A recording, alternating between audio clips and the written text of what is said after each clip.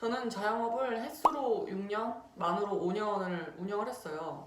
코로나 전부터 시작해서 코로나 터지고 코로나 이겨내고 매출이랑 순수익이 매년 상승하는 가게를 운영을 했어요. 이제는 자리도 다 잡았고 특별한 일 없는 이상 망할 일이 없는 가게였어요. 근데 저번 주에 폐업 신고를 했습니다. 부부가 운영을 하던 자영업장이니까 이제 저희 집에 수입은 하나도 없어요. 둘 다 백수예요. 주변에서는 잘 되는 가게를 왜 그만두냐, 너무 아깝다, 좀 더 하지, 이런 말씀을 진짜 많이 해주셨어요. 저도 너무 아까워요. 하지만 팔 수밖에 없었던 얘기를 들려드릴게요. 우선 제 상황을 좀 설명드리면, 저는 무지성 갭 투자를 2021년 상승장 끝자락에 했고요. 그 중에 아파트 한 채에서만 역전세가 1억이 난 거예요. 제가 아파트가 4채가 있으니까 1억에서 끝나는 게 아니고 이제 시작인 거예요. 하나가 1억인데 그 다음 아파트는 역전세가 또 5천이 났어요. 첫 투자를 2021년 가을에 시작을 하고 나서 약 2년 동안 현금이 끊임없이 필요한 거예요. 그것도 계속 몇 천씩 필요하고, 메꾸면 다시 또 빵꾸나고, 메꾸면 또 빵꾸나고, 이런 삶을 살았어요. 저는 원래 돈을 모으는 걸 좋아해요. 통장에 돈이 쌓이는 걸 보는 재미로 열심히 모으던 사람인데 밑 빠진 독에 물 붓기가 되는 거예요. 통장에 돈이 모일 새가 없어요. 이게 어느 정도 수준이냐면, 단순히 일을 열심히 해서 돈을 벌고 모으고 이런 걸로는 해결이 안 돼요. 왜냐면 빵꾸나는 규모가 계속 큰 거예요. 또 다시 대출 알아보고 다시 또 돈 모으고 메꾸고. 그래도 다행히 제가 자영업을 운영했던 마지막 2년 동안은 매출이 좀 늘고 있어서 돈도 초반보다는 조금 더 모으고 그랬어요. 심지어 저희 부부는 돈을 쓰는데도 별로 없어요. 저축률도 보통의 신혼부부들보다는 높은 편일 거예요. 근데도 이게 해결이 안 되는 거예요. 제가 지난 영상에서도 빚에 대해서 얘기를 했지만, 대출도 받을 만큼 받아놓은 상태라서 더 이상 대출이 불가능한 거예요. 근데 이제 역전세가 1억이 났으니까 돈이 필요하잖아요? 근데 대출은 안 되지. 돈 넣을 구멍은 없지. 어떻게 하면 돈이 나올까 해서 찾은 선택지가 두 가지였는데, 하나는 지금 이 살고 있는 집을 전세를 주는 거, 두 번째는 가게를 파는 거였어요.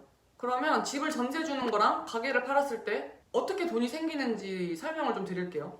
집을 내놓는 게 어떻게 돈이 생기냐면, 저희는 이 집을 분양을 받았고 주택담보대출을 60%를 받아놓은 상태예요.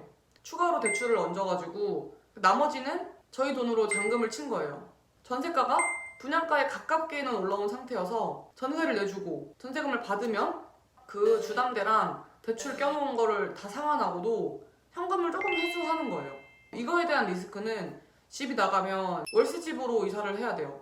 월세가 저렴한 곳을 찾아서 몸테크를 하는 거죠. 삶의 질이 다운그레이드가 되는 거예요. 근데 이런 거는 제가 많이 해봐서 괜찮아요. 이 집에 살기 전에도 계속 몸테크 하면서 살았거든요. 저는 이렇게 좋은 집을 처음 살아봤는데 이게 좋아요. 물론 좋지만 지금 제 상황에 이런 곳에 살 팔자는 아닌 것 같아요. 좋은 거를 포기를 못한다? 그건 좀 염치가 없는 상황인 것 같아요. 아직 어리고 100살까지 살 건데 지금 좀 안 좋은 집에 사는 것도 괜찮아요. 고생 좀 해봐야죠. 그래야 정신 차리지. 그래서 이 집이 나가면 저희는 가게 근처에 원룸으로 이사 가려고 원룸도 알아봤었어요. 가게가 나가는 경우는 일단 권리금을 받죠. 가게 보증금이 있잖아요. 가게 보증금이랑 권리금만 받아도 역전세가 해결이 되는 거예요. 이거에 대한 리스크는 수입이 없어지는 거잖아요. 돈 나올 구멍을 막는 거예요. 가게를 열심히 해야 돈을 또 벌고 메꾸고 하는데 이걸 어떻게 팔겠어요? 만약에 가게만 나가고 집이 안 나갔다. 그러면 월 현금 흐름은 스톱인데 한 달에 나가야 될 고정 지출들, 이자들, 이런 거는 계속 부담이 되는 거예요. 저희한테 경제적인 측면에서 가장 좋은 건 집이 전세가 딱 나가고 저희는 저렴한 집으로 이사하고 일은 계속 꾸준히 하고, 이 상황이에요. 저희가 원래 처음부터 가게를 팔려고 한 건 아니었어요. 처음에는 살고 있는 이 집을 먼저 내놨어요. 보통 봄, 가을이 성수기니까 가을이 오기 전에 여름의 끝자락에 이 집을 내놓은 거예요. 금방 이 집이 나갈 줄 알았어요. 아직도 안 나갔잖아요. 집이 안 나가요. 가게를 그래서 내놓은 거예요. 그래도 가게를 팔면 아까우니까 권리금을 시세보다 좀 높여서 내놨어요. 비싸게 팔리면 팔고 아니면 말고. 비싸게 팔리면 돈 버니까 좋고 안 팔리면 월 현금 흐름 도니까 좋고 사장님들이 전부 다 그 가격에는 안 나갈 거라고 은연중에는 또 안 팔리면 좋지 팔려도 좋고 이런 생각을 했어요. 가게도 비싸다고 하니까 가게가 나가는 것보단 집이 나가는 게 빠르겠더라고요. 집에다가 기대를 걸었는데 역전세가 난 아파트가 12월 달이 만기였어요.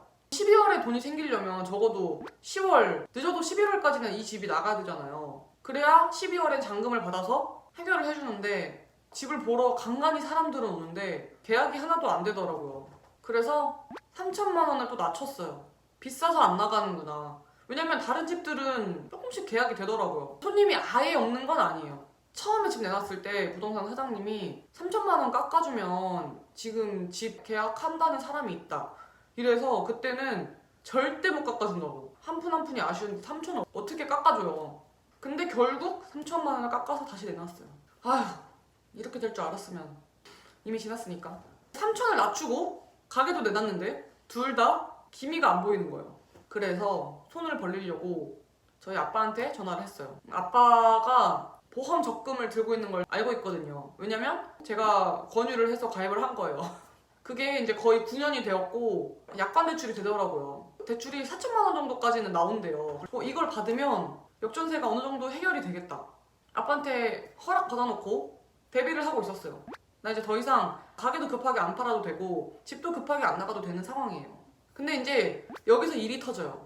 남편이랑 자영업을 하잖아요. 저희 둘이서만 하나부터 열까지 모든 일을 다 했어요. 그때는 둘이만 해도 충분히 돌아갔거든요. 규모가 커지면서 파트타임도 몇 명씩 쓰고 하는데도 저희들이 하던 메인 업무들은 위임을 못 하겠는 거예요. 일은 점점 늘어나지 위임은 못하지. 저희는 최근 몇 년 동안은 정말 바빴어요.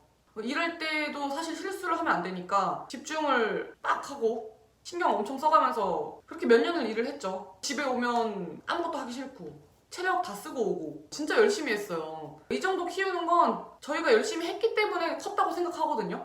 이렇게 클 걸 생각했으면 위임을 할 줄도 알아야 되는데 그게 안 되더라고요. 이런 업무가 저희 그릇에 꽉 찬 거예요. 그러다가 남편이 일을 하다가 실수를 했어요.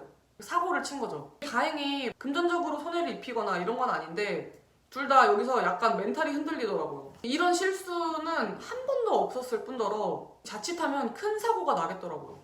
우리가 맡을 수 있는 일의 한계에 다다랐구나. 처음부터 시스템이 있었어야 되는데 이미 그럴 단계는 지나갔고 사업을 더 확장하려면 그걸 할 줄 알아야 되는데 일단 저희의 첫 자영업이기도 하고 내가 해서 이 정도 키운 거니까 다른 사람이 하면 또 망할 것 같은 그런 불안이 있었어요. 가게를 내놓았는데 그런 사고가 터져버리니까 그만할 때가 됐다. 밤새도록 상의를 해서 결론을 내리고 컨설팅이 아닌 직거래로 금액을 다운시켜서 내놨어요. 그랬더니 3일 만에 나가더라고요. 가격이 비싼 게 맞았던 거예요. 그렇게 계약금을 받고 서로 날짜 조율해서 인수인계 다 해드리고 잔금도 다 받고 명의도 넘기고 저는 폐업하고 끝이 났어요. 제가 가게를 또 팔아보니까 이게 돈만 맞는다고 살 수 있는 게 아니고 상황이 맞아야 돼요. 저희가 하는 거를 그대로 할 수 있는 사람이 나타나야 되고 그런 상황이 잘 맞는 분이 나타나 주셔가지고 잘 팔았고 저는 지금 쉬고 있죠. 6년 동안 휴일을 제외하고는 한 번도 안 쉬었어요. 사장이 어떻게 쉬겠어요. 팔 때도 이게 맞나 하면서 팔았는데 그럴 때마다 또 마음을 다잡았죠.